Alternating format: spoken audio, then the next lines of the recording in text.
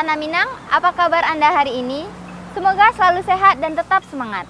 Kami kembali hadir untuk Anda dalam Berita Padang, bersama saya, Wulan Valeri. Sejumlah informasi menarik telah kami siapkan untuk Anda. Berikut 3 berita utama hari ini.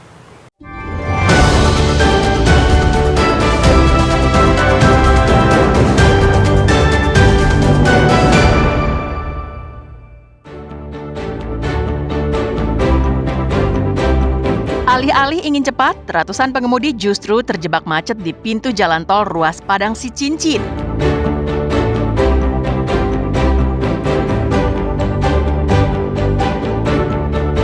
Bawa sabu-sabu, pengendara sepeda motor ditangkap di jalur keluar tol di Kapalohilalang, Padang, Pariaman.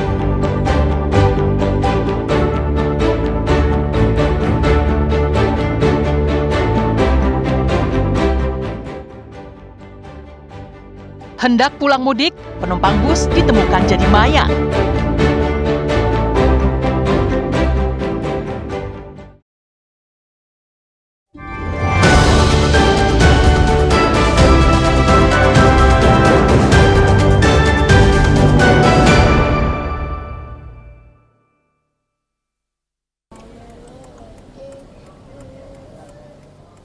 Antrean panjang kendaraan terlihat di jalan bypass menuju arah pintu tol Padang Sicincin pada Jumat pekan lalu.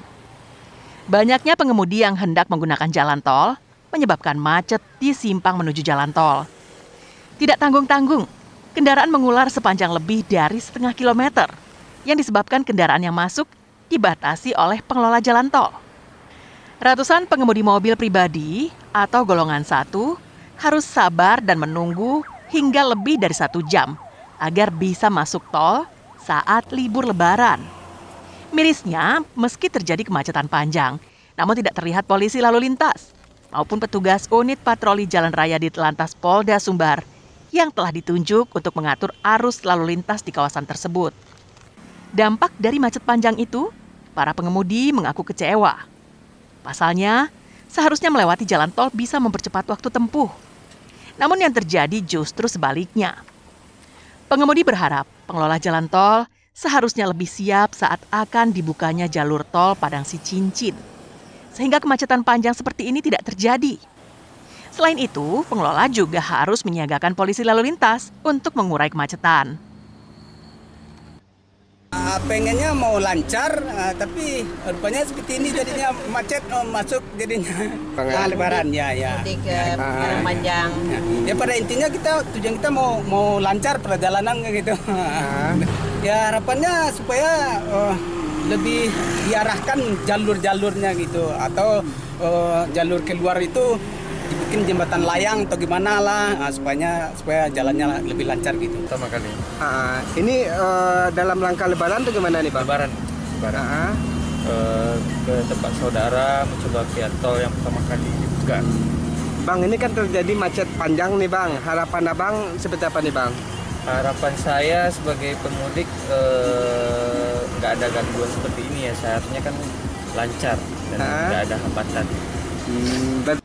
Saat dikonfirmasi penyebab pembatasan kendaraan memasuki jalan tol, tak satu pun petugas pengelola jalan tol yang bersedia memberikan jawaban. Alasannya, mereka bukan pejabat berwenang yang memberikan keterangan. Jalan tol Padang Sicincin ini mempunyai panjang 36 km dan telah bisa dipergunakan oleh masyarakat untuk mudik Lebaran.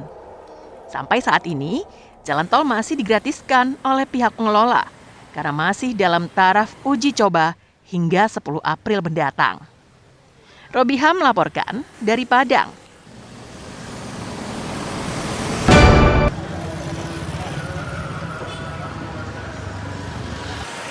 Pasar Inpres Painan yang berada di Kota Painan, Kecamatan 4 Jurai, Pesisir Selatan, yang terbengkalai akibat ditinggal rekanan pada Desember tahun 2024 lalu, akan dilanjutkan pembangunannya pada tahun ini.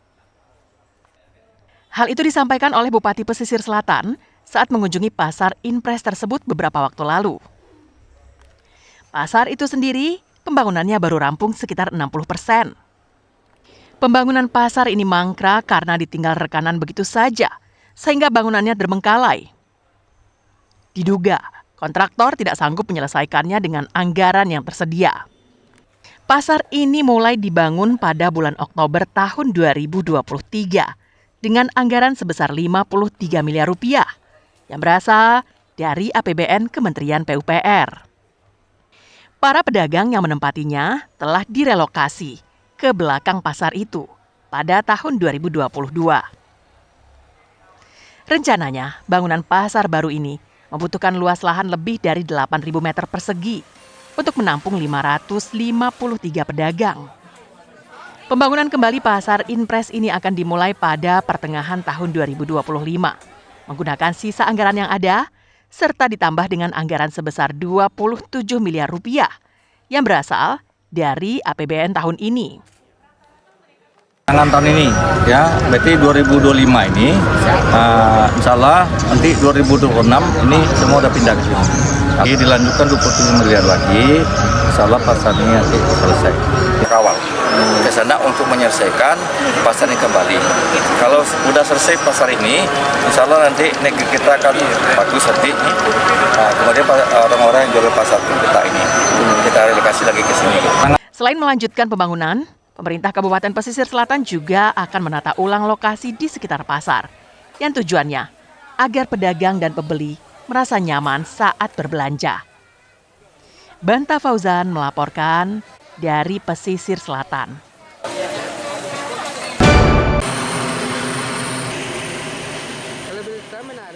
Saat Lebaran, banyak profesi yang mengharuskan mereka tetap bekerja.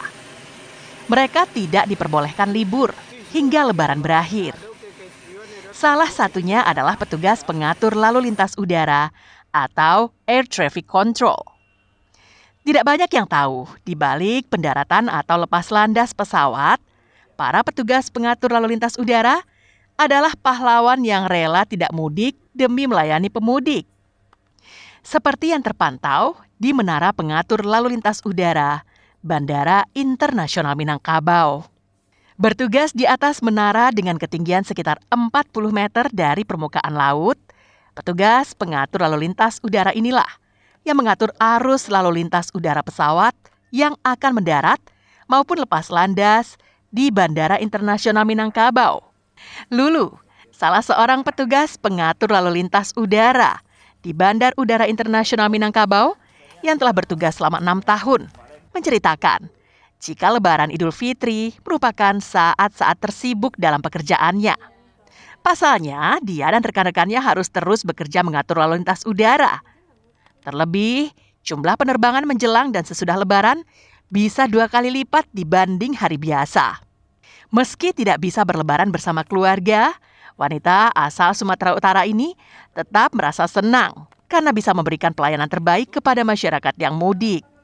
Selama arus mudik, ada rata-rata 60 penerbangan dalam sehari. Dengan puncak arus mudik mencapai 70 lebih penerbangan. Sedangkan arus balik pada Sabtu dan Minggu diperkirakan mencapai 78 penerbangan per hari. Momen Lebaran itu kan momen kita untuk berkumpul bareng keluarga, untuk silaturahmi, untuk merasakan hangatnya berada di tengah saudara-saudara. Ada rasa sedih di hati.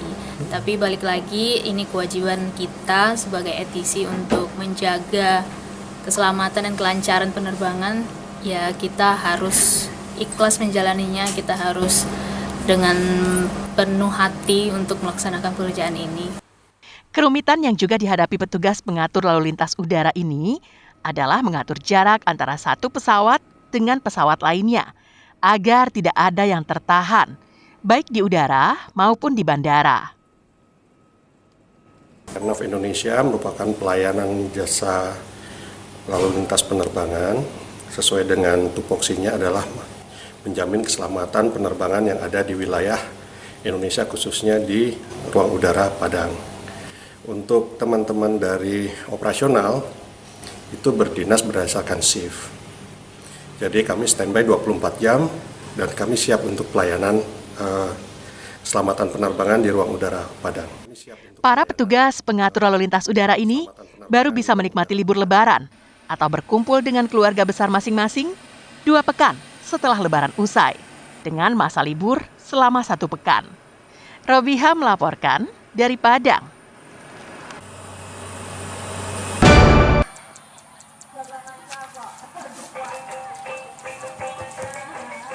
Petani nagari Sungai Gayo Lumpo, Kecamatan Empat Jurai, Pesisir Selatan, menggelar panen padi beberapa waktu lalu. Panen kali ini disambut dengan sukacita karena produksi meningkat dibanding tahun-tahun sebelumnya. Jika biasanya dalam 1 hektar sawah hanya menghasilkan 4 hingga 5 ton padi, namun kali ini bisa mencapai 6 hingga 11 ton per hektar. Peningkatan produksi ini bisa terjadi karena adanya pendampingan yang dilakukan oleh salah satu perwakilan Bank Indonesia yang berada di Sumatera Barat melalui program Sekolah Lapangan.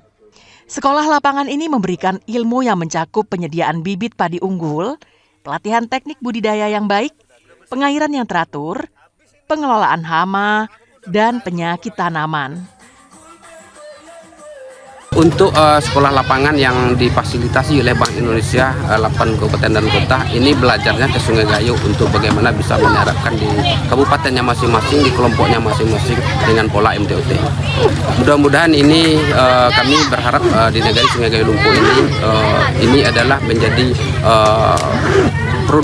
produktivitas padi yang melimpah di Sungai Gayo. Sungai Gayo Lumpo adalah salah satu nagari di pesisir selatan yang merupakan kawasan sentra pertanian. Lokasi ini dipilih sebagai proyek percontohan untuk pelaksanaan sekolah lapangan bersama 8 kabupaten dan kota lainnya di Sumatera Barat. Petani kita ini sudah terbiasa dengan cara-cara lama.